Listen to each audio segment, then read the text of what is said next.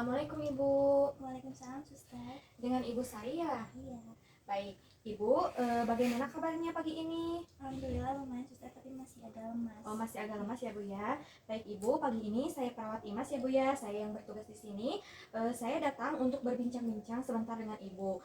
Kita akan melakukan pengkajian spiritualnya ya Bu ya. Tujuannya itu untuk memahami atau memahami apa kebutuhan Ibu dalam spiritualnya Ibu. Kalau misalkan waktunya itu sekitar 20 atau 15 menit ya Bu ya. Apakah Ibu bersedia? Oh, spiritual ya? Iya. Saya bersedia. Baik Ibu, kalau bersedia, bagaimana dengan keluarganya? Apakah ada yang ingin ditanyakan terlebih dulu? Tidak ada, Suster. Saudara saya juga tidak ada pertanyaan. Baik, kalau tidak ada, lingkungannya sudah nyaman Bu? Sudah. Baik, kalau sudah ya Bu ya, kita mulai saja ya Bu. Sebelum itu saya akan cuci tangan terlebih dulu. Baik Ibu, karena lingkungannya sudah nyaman ya Bu, lalu Ibu juga ini juga tirainya sudah, privasinya sudah ditutup ya Bu ya. Sekarang kita mulai saja. Sebelum kita mulai, kita baca basmalah terlebih dahulu bersama-sama ya Bu ya.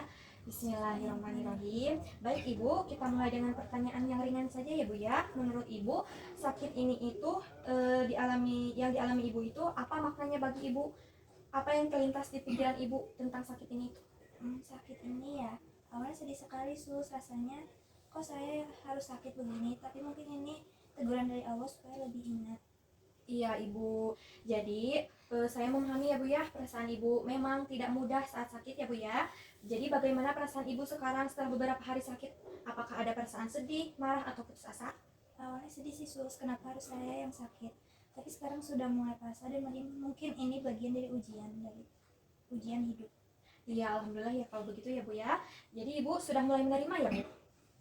Iya, sejauh ini bagaimana, atau ada kesehatan atau tindakan kesehatan yang bertentangan dengan keyakinan atau ajaran agama Ibu? Sejauh ini sih tidak ada.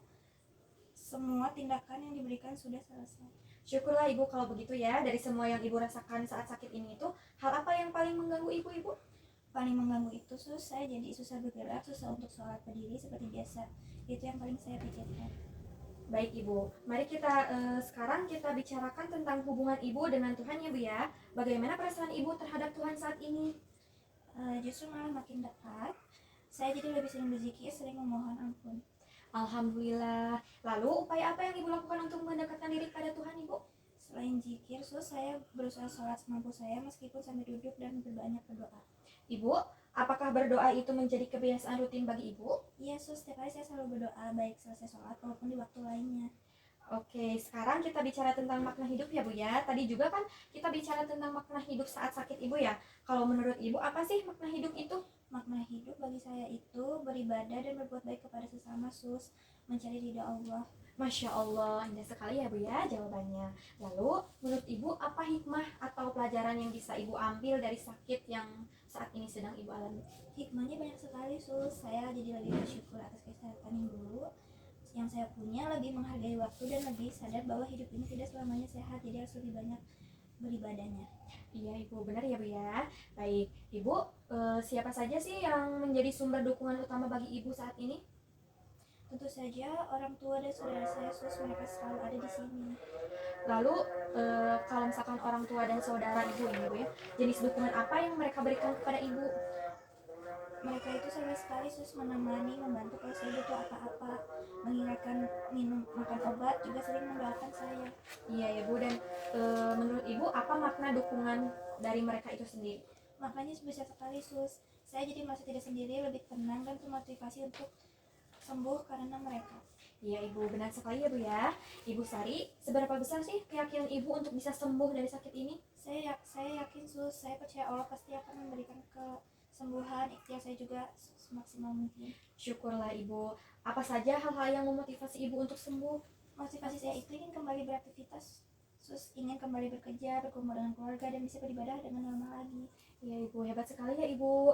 Lalu apa saja sih sumber kekuatan dan harapan Ibu selama ini? Sumber kekuatan saya tentu dari Allah, Sus, dan juga dari keluarga. Doa-doa mereka itu yang membuat saya kuat.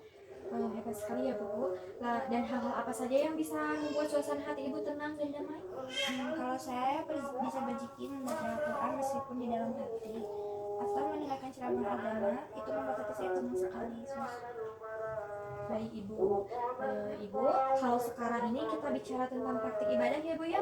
Ibu kalau di rumahnya Ibu suka sholat wajib, biasanya Ibu rutin melaksanakannya atau tidak? Alhamdulillah rutin, Sus. Tidak pernah saya tinggalkan. Bagaimana dengan puasa wajibnya di bulan Ramadan Ibu? Puasa wajib juga saya rutin melaksanakannya. Alhamdulillah Ibu. Apakah Ibu sering melaksanakan sholat sunnah seperti duha ataupun tahajud? Iya, Sus, dulu sebelum sakit saya sering sholat duha. Kalau tahajud kadang-kadang saja. Iya Ibu ya. Kalau puasa sunnah bagaimana Bu? Apakah ada yang sering Ibu lakukan? Paling puasa Senin Kamis, Sus, itu pun tidak rutin setiap minggu. Oh iya Ibu. Ibu kalau membaca Al-Quran apakah rutin Ibu lakukan di rumah atau tidak Bu? Alhamdulillah setiap hari saya usahakan untuk membaca Al-Quran, Sus, meskipun hanya beberapa ayat. Masya Allah Ibu ya. Ibu selama di rumah sakit ini jenis praktik ibadah apa saja yang terasa terganggu atau tidak bisa Ibu lakukan saat ini? Yang paling terasa itu sholat, Sus. Saya tidak bisa sholat berdiri, jadi harus duduk, lalu wudhu juga agak susah, harus dibantu. Baik, saya mengerti ya Bu ya. Lalu jenis bantuan apa yang Ibu harapkan dari kami terkait praktik ibadah ini Ibu? Mungkin kalau ada yang menginginkan waktu sholat atau membantu saya untuk wudhu, kalau saya kesulitan, kalau ada yang bisa meminjamkan mukena atau sarung bersih juga akan sangat membantu. Tentu Ibu, kami akan mengusahakan ya Bu ya. Apakah Ibu tahu tentang tata cara ibadah ketika sakit, misalnya tayamum ataupun sholat sambil berbaring? Saya tahu, Sus, dulu pernah mendengar ceramah, tapi mungkin butuh mengingatnya lagi. Iya ya Bu ya. Kalau begitu Ibu, apakah saat ini Ibu merasa butuh itu seorang pembimbing seperti ustadz atau ulama lainnya? Untuk saat ini saya rasa belum, Sus. Saya masih bisa merenung sendiri, tapi terima kasih tawarannya. Baik, lalu jenis dukungan spiritual seperti apa yang Ibu harapkan dari lingkungan atau komunitas di keluarga atau dari rumah sakit ini? Mungkin doa-doa dari teman-teman pengajian, Sus, itu sangat berarti bagi saya. Baik, Ibu Sari, kita sudah selesai ya berbincang-bincangnya mengenai kebutuhan spiritual Ibu. Lalu bagaimana sih perasaan Ibu setelah kita mengobrol tadi? Alhamdulillah, Sus, saya merasa lebih plong, lebih lega. Terima kasih juga sudah mau mendengarkan. Sama-sama Ibu, saya senang bisa membantu Ibu dari hasil pengkajiannya. Saya mendapatkan informasi ya Bu ya, yang sangat berharga untuk mendukung Ibu selama perawatan nanti. Saya akan sampaikan kepada tim perawat lainnya dan kami akan berusaha untuk memenuhi kebutuhan Ibu, seperti membantu Ibu saat berwudu ataupun menyediakan perlengkapan ibadah lainnya ya Bu ya. Baik Ibu, nanti saya akan kembali lagi sekitar jam 2 siang untuk memberikan obat ya Bu ya. Sementara itu Ibu istirahat terlebih dahulu ya Bu ya. Istirahat yang cukup.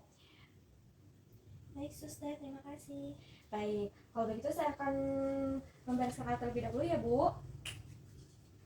Baik Ibu, saya izin pamit ya Bu ya. Assalamualaikum, semoga cepat sembuh ya Bu ya. Waalaikumsalam.